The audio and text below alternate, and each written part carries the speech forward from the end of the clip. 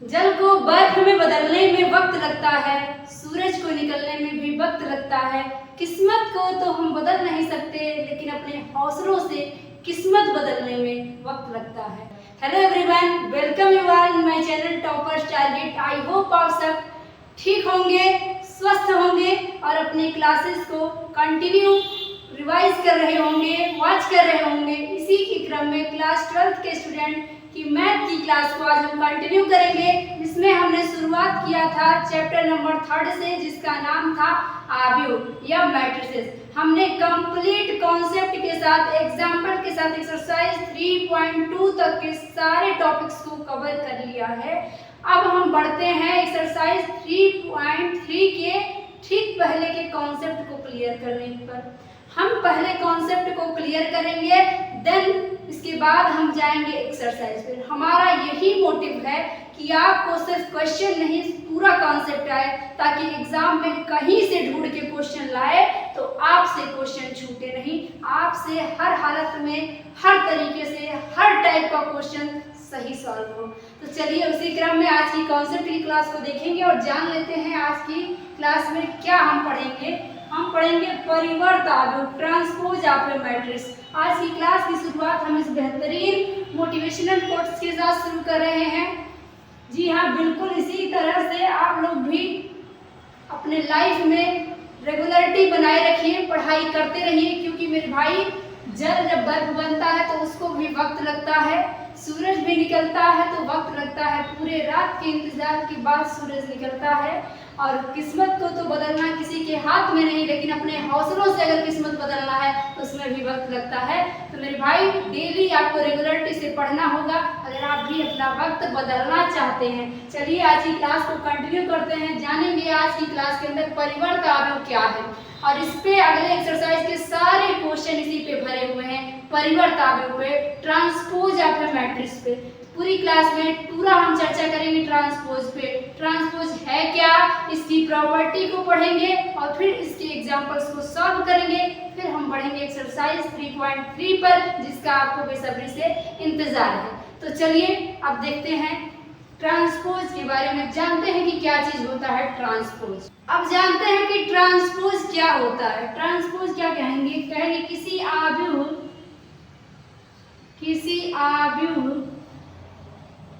एक ही पंक्तियों तथा स्तंभों को आपस में बदलने पर प्राप्त नए आव्यूह B को A का परिवर्त आव्यूह कहते हैं। परिवर्त आव्यूह कहते हैं। ये छोटी सी बात है इसकी, कहेंगे after the interconversion of row and columns of matrix A, we get a new matrix B, then B is called the transpose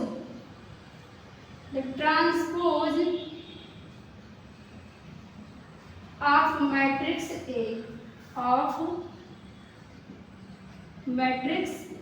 A, तो ये इसकी छोटी सी परिभाषा है, आपको ध्यान भी रहेगा, याद भी रहेगा और समझ में भी आएगा। ध्यान देंगे, कह रहा है कि कोई आव्यूह आपके पास ए दिया है, इसकी पंक्ति और स्तंभ को जब आपस में अदला बदली कर देंगे तो जो नया वाला आव्यूह मिलेगा वो नया वाला उस पुराने वाले आव्यूह ए का परिवर्त यानी कि ट्रांसपोज कहलाता है। अंग्रेजी में क्या कहेंगे, the inter conversion of row and columns of matrix A we get a new matrix B, then B is called the transpose of A, transpose of matrix A. I hope clear हुआ होगा थोड़ा थोड़ा। अब हम example लेंगे, पूरा पूरा clear हो जाएगा।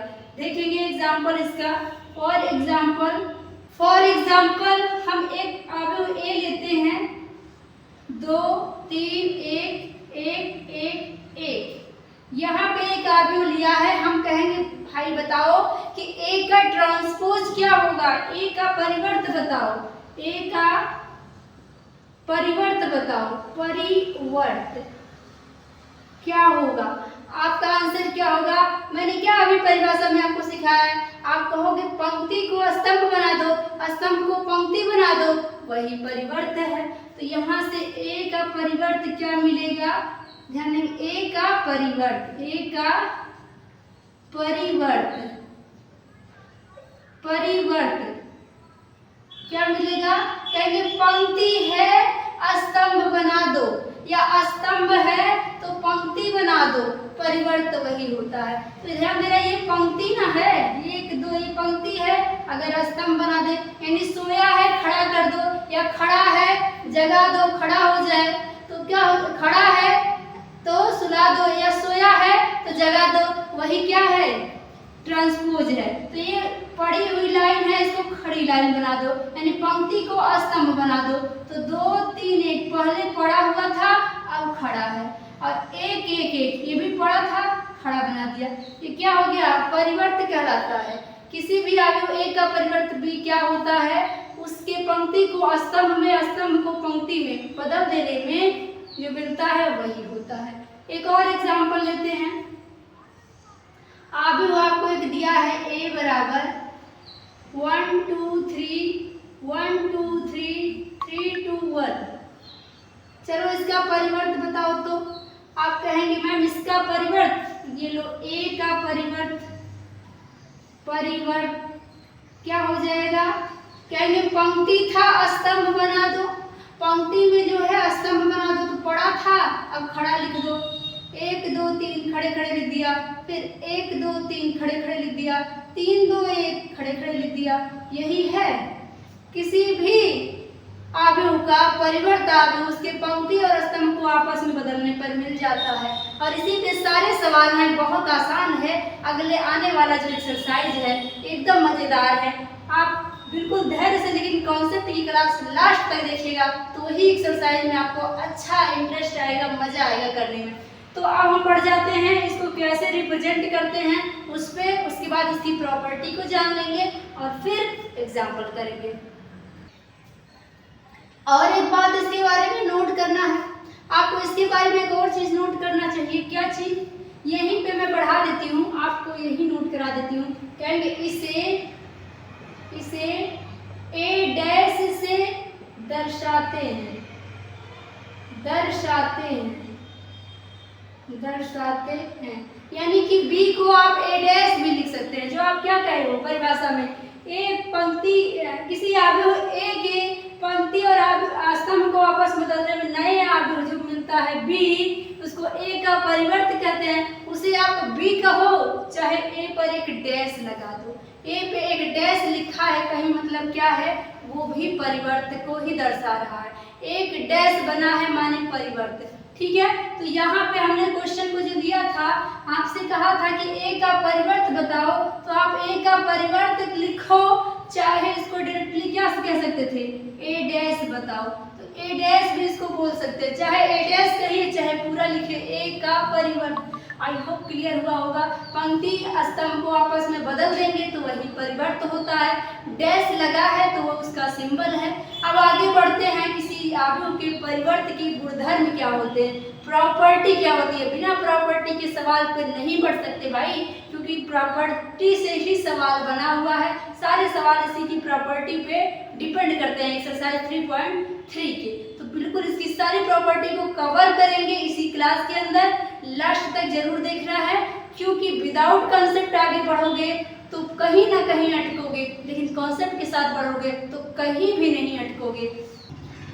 तो इसी के क्रम में अब आगे बढ़ते हैं, और क्या हम जानते हैं कि परिवर्त अवयव के गुणधर्म क्या होता है, किसी अवयव के परिवर्त अवयव का क्या क्या गुणधर्म होगा, हम इसको पढ़ेंगे, जानेंगे, अच्छे तरह से समझेंगे, ताकि सवाल में कोई समस्या आने न पाए। पहला गुणधर्म याद कर रहिएगा कि किसी अवयव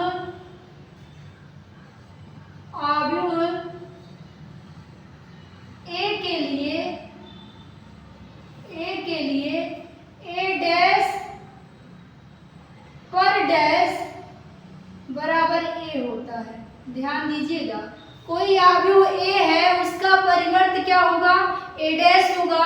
लेकिन यहाँ आप क्या देख रहे हैं? डबल डैश लगा दिया, यानी ए डैश पर डैश लगा दिया, तो कह रहा वही अवयव मिल जाएगा जिस पे डैश लगाना तुम चालू किए थे। मतलब यह है कि जिसका परिवर्त आप निकाले थे उसका भी परिवर्त जो अगर निकाल दिया जाए तो वही पहले वाला रिजल्ट आ जाएगा।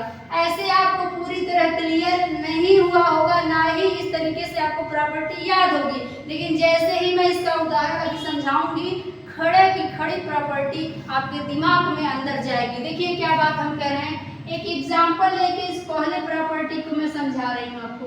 अगर आप ए आप मान लिए 2 1 और 3 2 है, एक छोटा सा अवयव माने हैं ताकि आपको जल्दी समझ में आ जाए। यहाँ पे आप क्या देख रहे हैं? ये ए है। अब आपको LHS RHS को बराबर दिखाना है ना, तो क्या करोगे?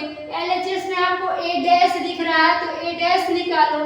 तो ए का परिवर्त ए डैश होता है, अभी तो आपको बताया।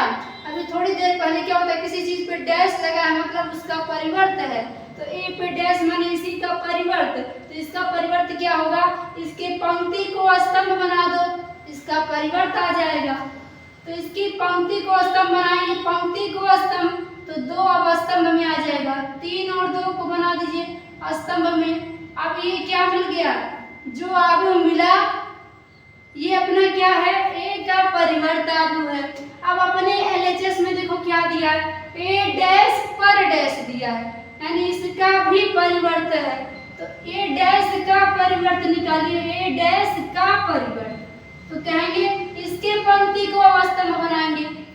तो परिवर्त का नियम कहता है कि डैश पर इसके पंक्ति को स्तंभ बनाइए। तो डैश पर डैश है माने इस खड़े वाले का आप परिवर्त निकालिए। तो इसका पंक्ति स्तंभ बनाएंगे तो 2 3 हो गया, इसके पंक्ति को स्तंभ बनाए तो 1 2 हो गया। यहाँ पे आपने क्या देखा? यहाँ इसको जरा देखिए, यहाँ इक्वेशन 1 अगर मान ले ए को और ए डैश पर डैश को देखिए, इसको 2 मान लेते हैं। 1 और 2 को जरा आप अच्छे से देखिए, क्या दोनों चीजें सेम सेम हैं? जी हाँ, बिल्कुल सेम है। तो वही ये कह रहा है किसी अवयव के ट्रांसपोज का यानी परिवर्त का क्या गुणधर्म होता है कि अगर किसी अवयव का परिवर्त आप निकाल दिए फिर उसका भी परिवर्त निकाल दिए तो मेरे भाई वो क्या आता है? फिर पहला आ जाता है। अच्छा, इसी को मैं थोड़ा आगे बढ़ा के आपसे एक प्रश्न कर लूं तो क्या आपके पास इसका जवाब होगा? अगर हम ए डैश पर डैश तो दिया है, अगर हम एक डैश और लगा दें मेरे भाई तो क्या इसका जवाब आप दे पाओगे? इसकी क्या वैल्यू होगी? जरा सोचिए। हमने क्या कहा? ए डैश, ए का परिवर्त है, फिर डैश लग गया तो ए मिल गया, यानी हाई खड़ा तो आपका ए मिल गया। तो इस पर डैश लगा है माने ए डैश मिल जाएगा।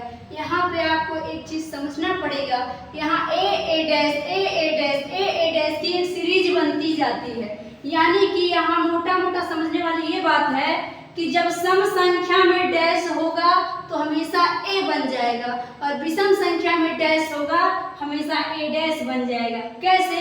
देखो, सम संख्या में 1 और 2 डैश लगा है तो फिर से ए बन गया ना, लेकिन 3 डैश लग गया, विषम संख्या है तो फिर से ए डैश आ गया। इसी तरह एक और डैश इसमें लग गया होता है, यहाँ पे 4 डैश हो जाता तो फिर सम संख्या हो जाता, फिर उसका मान ए के बराबर आता। 5 डैश लगेगा फिर ए डैश आएगा, 6 डैश लगेगा फिर ए आएगा, 7 डैश लगेगा तो फिर ए डैश आ जाएगा। इस तरह आगे चलता रहता है। तो ए पे अगर मैं आपसे बोल दूं मेरे भाई 16 डैश है, 16 डैश है, 16 डैश, तो आपका क्या जवाब होगा? हालांकि इतना पूछता नहीं है, मैं बस एग्जाम्पल के लिए पूछ रही हूँ ताकि आपको समझ में आ गया है कि नहीं ये जांचने के लिए। तो आपका जवाब क्या होगा? आपका जवाब होगा कि 16 एक सम संख्या है तो मैम इसका मान ए ही आ जाएगा, और अगर 17 होता तो आपका जवाब क्या होता? ए डैश होता। आई होप पहली प्रॉपर्टी दिमाग के अंदर एकदम बैठ गई है। अब दूसरे गुणधर्म पे चलते हैं।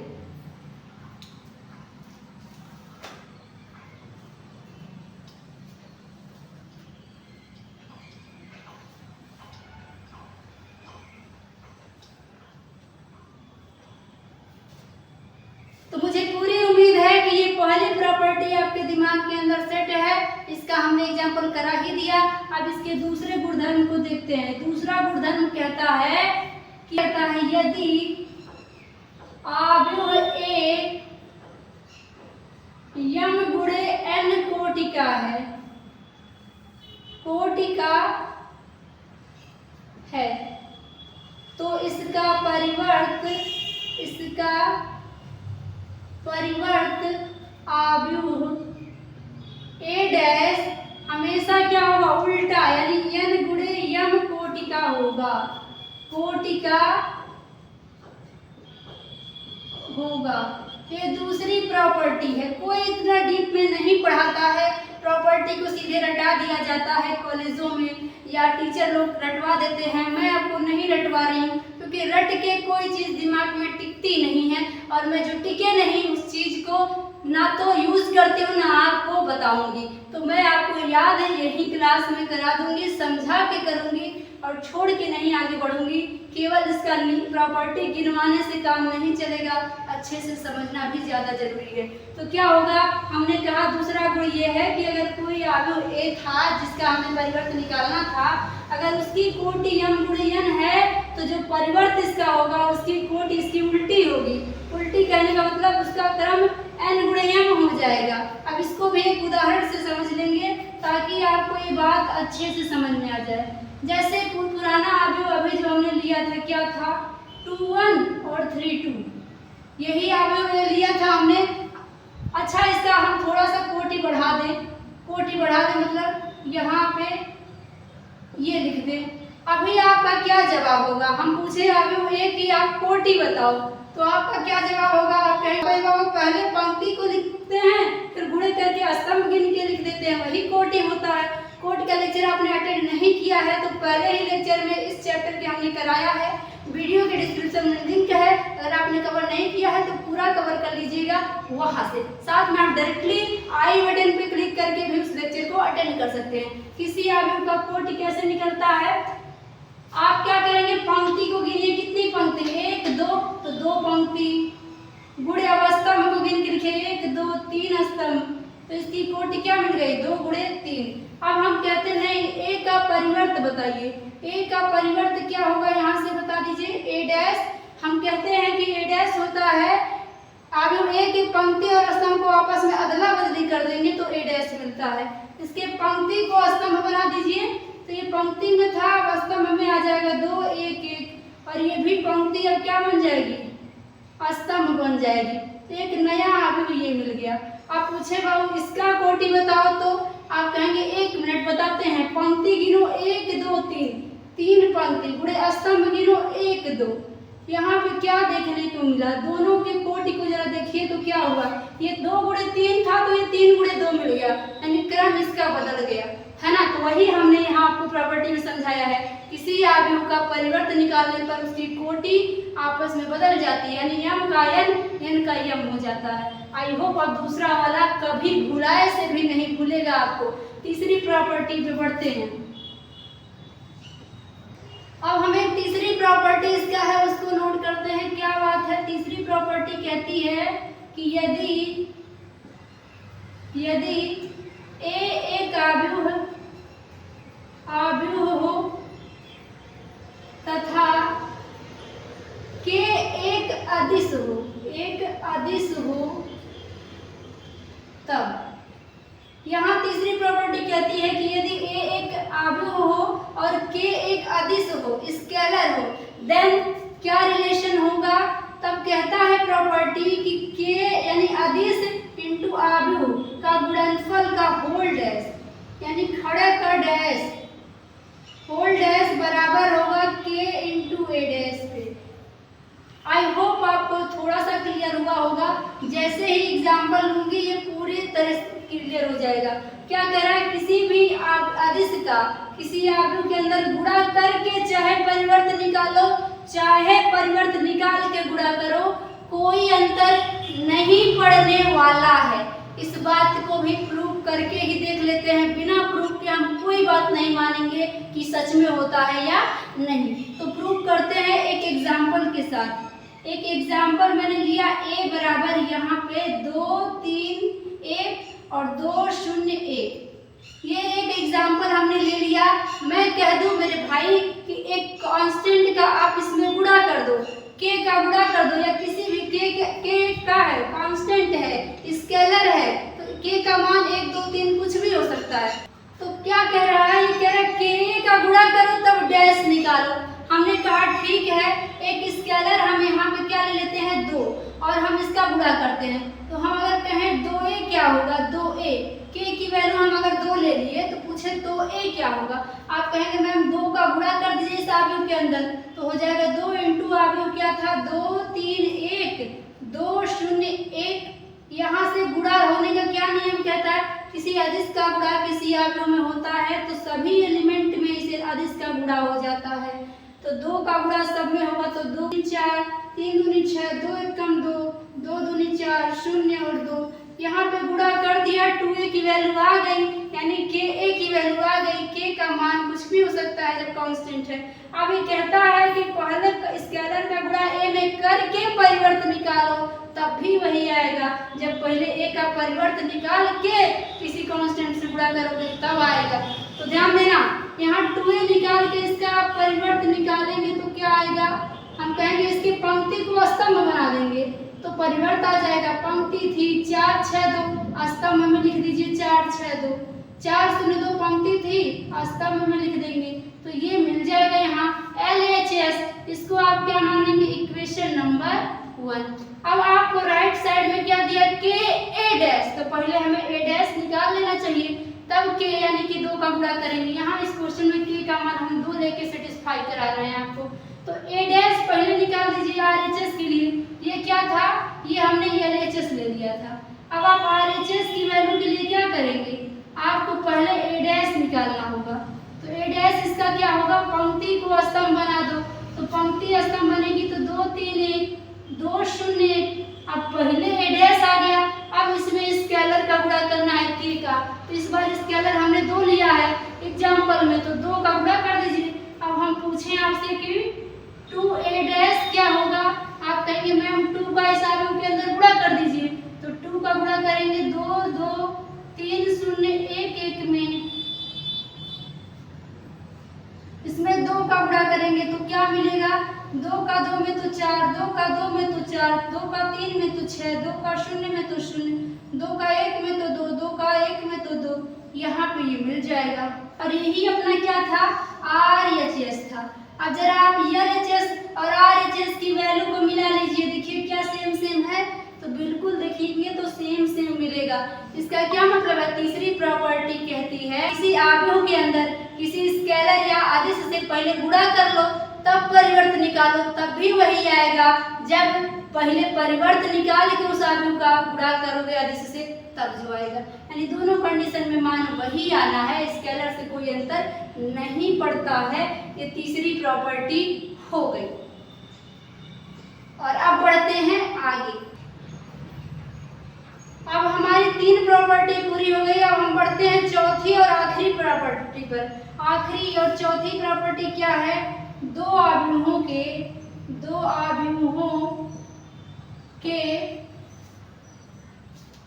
गुणनफल का परिवर्त उन आव्यूहों के परिवर्त के गुणनफल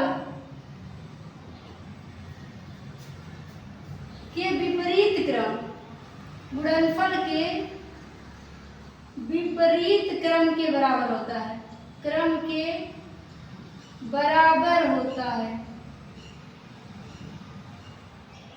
अब ये तो रही लैंग्वेज वाली बात। लैंग्वेज बच्चों को कम ही समझ में आता है, तो लैंग्वेज पे उतना ध्यान नहीं देने का, ध्यान देंगे। क्या कह रहा है कि दो आव्यूह के गुणनफल का जो परिवर्त होता है, यानी दो आव्यूह पहले गुणा करके उसका जो परिवर्त होता है वो बराबर होता है किसके, दोनों आव्यूह का पहले परिवर्त निकालिए और फिर उसका गुणा करिए, लेकिन उल्टे क्रम में गुणा करिए उसके बराबर।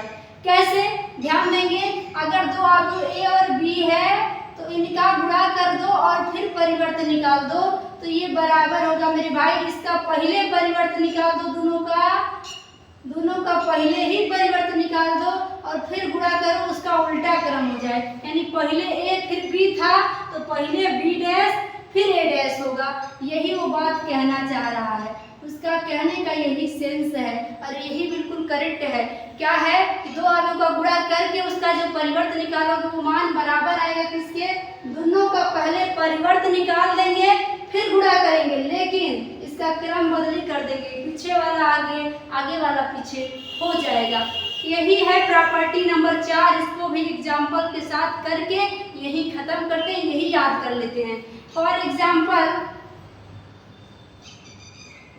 एग्जाम्पल मैंने एक अवयव लिया 2 1 1 और दूसरा ए एक अवयव है और एक अवयव मैंने बी ले लिया 1 2 3। यहाँ ध्यान दीजिए, मैं छोटा सा ले रही हूँ क्योंकि टॉपिक बहुत लंबा हो जाएगा। अगर बड़ा अवयव लेके उसका गुणा कराती रहूंगी तो आगे के टॉपिक कवर नहीं हो पाएंगे, इसलिए मैं बिल्कुल छोटा सा एग्जाम्पल ले रही हूँ। ए और बी दो अवयव ले लिया, अब इसका हम सेटिस्फाई कराते हैं। पहले हम एलएचएस के लिए काम करें, अगर एलएचएस के लिए तो हमें क्या कहता है एलएचएस कहता है पहले दोनों का गुणा करिए फिर परिवर्त निकालिए। तो पहले गुणा करिए ए इंटू बी का, तो ए क्या है आप कहेंगे ए दिया है 2 1 1 है और इंटू बी क्या है 1 2 3 है। गुणा कैसे होगा, पहली पंक्ति पहला ही स्तंभ, तो पहले का पहले से तो क्या हो जाएगा 2 1 कम 2, दूसरे का दूसरे से तो 2 का 2 में होगा तो क्या आएगा 2 हो जाएगा, प्लस तीसरे का तीसरे से तो 3 1 कम 3। यहाँ पे यही हो जाएगा इसका गुणा और क्या मिलेगा 3 2 5 2 7। यहाँ पे इसका एलएचएस 7 आ गया। अब यही नहीं रुकना है, ये कह रहा है पंक्ति, यहाँ पे इसका डैश निकालिए।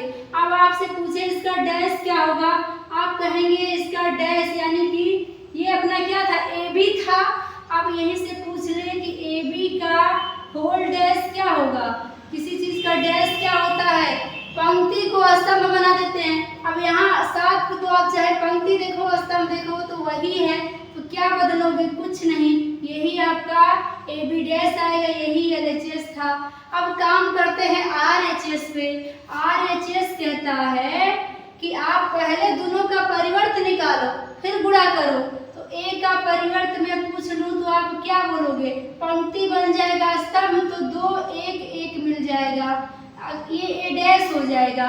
और बी का परिवर्त में बोलूं तो आप क्या कहेंगे, स्तंभ बन जाएगा पंक्ति तो हो जाएगा 1 2 3। अब यहाँ पे ये बी डैश हो गया है कि नहीं, पंक्ति हो गया स्तंभ तो डैश दोनों का आ गया। अब कह रहा है इसके उल्टे क्रम का गुणा करिए, यानी पहले बी डैश गुणे ए डैश, तो आपका उत्तर क्या होगा बी डैश इंटू ए डैश क्या होगा। तो पहले बी डैश को लिखेंगे, बी डैश क्या है 1 2 3 है, इंटू ए डैश को लिखेंगे तो 2 1 1 है। गुणा कर दीजिए तो पहली पंक्ति पहला स्तंभ तो गुणा होगा 2 का 1 में तो 2, प्लस दूसरे का दूसरे में तो 2, तीसरे का तीसरे में तो 3 3 2 5 2 7, यहाँ से भी 7 आ गया। तो एलएचएस और ये क्या था आरएचएस था, बराबर आ गया। ये रहा आपका एलएचएस, ये रहा आरएचएस, ये रहा एलएचएस, ये रहा आरएचएस, दोनों बराबर आया, 7 आया। हमने छोटा एग्जाम्पल लिया था 1 by 1 कम लिया, आप बड़ा एग्जाम्पल लेंगे तो भी कंफर्म यही आता है, यही प्रॉपर्टी नंबर 4 है। तो हमने पूरी 4 प्रॉपर्टी आपको करा दिया कि डैश पे डैश अगर कहीं रहे तो उसमें क्या नियम होता है बता दिया, साथ में आपको गुणनफल वाला भी नियम बता दिया, आपको एक अदिश वाला भी बता दिया। तो पूरी प्रॉपर्टी एक परिवर्त अवयव की ट्रांसपोज की खत्म होती है। यहाँ पे 2 टॉपिक 2 परिभाषा और समझ लेंगे तो पूरे तरीके से कॉन्सेप्ट खत्म हो जाएगा और हम बढ़ सकेंगे प्रश्नावली 3.3 की ओर। एक छोटा सा टॉपिक रह गया सममित अवयव और विषम सममित अवयव, इसे खत्म करके आज की क्लास को यहीं समाप्त करेंगे। ध्यान देंगे क्या दिया है, सममित अवयव क्या है, what is the symmetric matrix, यानी सिमेट्रिक अवयव क्या है। बहुत छोटी सी कंडीशन है, ध्यान देंगे, कहेंगे एक वर्ग अवयव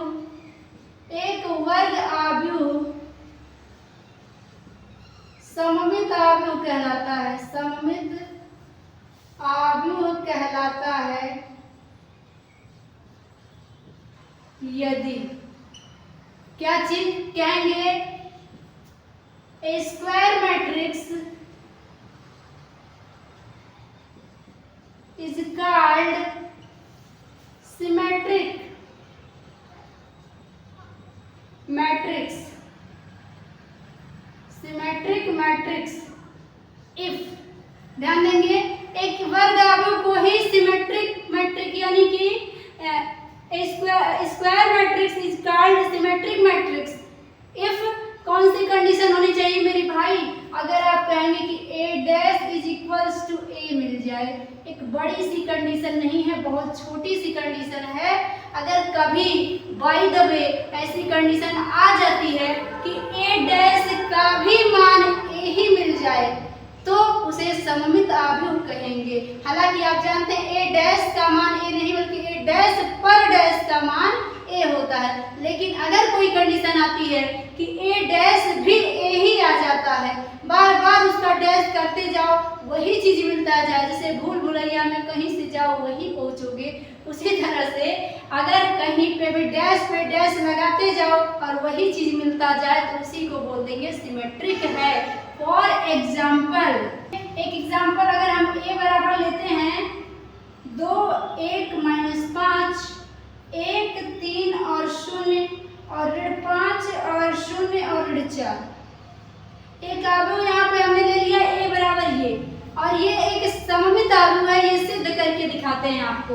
ध्यान देंगे इसको, यहाँ पे ए दिया है, अगर आपका ए डैश भी ए के बराबर आ जाए तो आप इसको सममित कहोगे ना, तो यहाँ पे जरा चेक करो, हम कहेंगे हमें ए डैश चाहिए, तो ए डैश कैसे निकलेगा इससे, हमने कहा था पंक्ति को स्तंभ बना दो, तो पंक्ति को स्तंभ बनाओ, पहली पंक्ति को पहला स्तंभ बनाओ, तो 2 1 -5, फिर दूसरी पंक्ति को दूसरा स्तंभ बनाओ तो क्या कहोगे 1 3 0, फिर तीसरी पंक्ति को तीसरा स्तंभ बनाओ तो कहोगे -5 0 और -4। अब जरा देखो भाई, तुमने तो ट्रांसपोज निकाला, तुमने इसका क्या निकाला, परिवर्त निकाला, लेकिन ए और ए डैश को जरा ध्यान से देखो, क्या मान बदला, जो लेके चले वही मिला, भले ही आपने पंक्ति को स्तंभ बनाया है, बनाया कि नहीं, पहली पंक्ति को पहला स्तंभ में लिख दिया, दूसरी पंक्ति को दूसरा स्तंभ में लिखा, तीसरी पंक्ति को तीसरा में लिखा, लेकिन यहाँ पे वैल्यू फिर भी वही आया,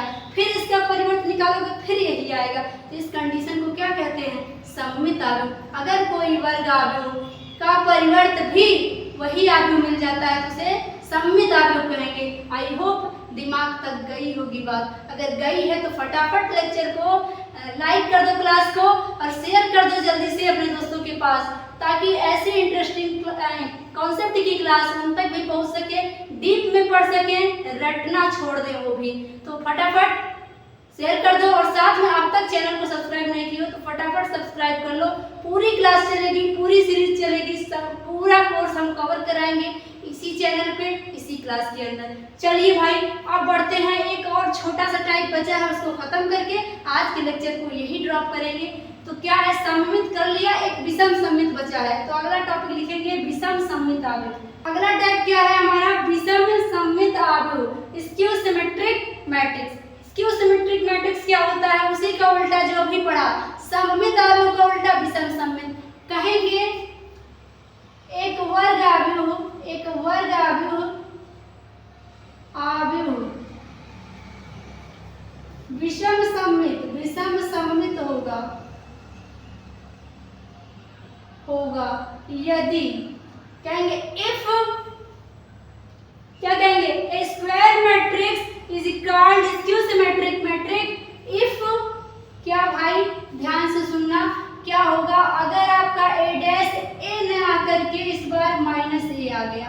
पिछली बार सममित में क्या कहा था, सममित में कहा था ए डैश ए मिल जा रहा था, ए डैश -a मिलेगा तो स्क्यू सिमेट्रिक होगा, ए डैश ए मिलेगा तो सिमेट्रिक होगा। फॉर एग्जाम्पल एक उदाहरण इस पे भी करके यही खत्म करते हैं इसको। ध्यान देंगे, यहाँ एक उदाहरण हमने लिया है आव्यूह ए, हमको सिद्ध करना कि क्या एक विषम सममित आव्यूह है, चेक करना है। तो विषम सममित हो चाहे सममित हो, चेक करने के लिए डैश निकालना है, तो ए का डैश यानी कि परिवर्त निकालेंगे तो क्या होगा?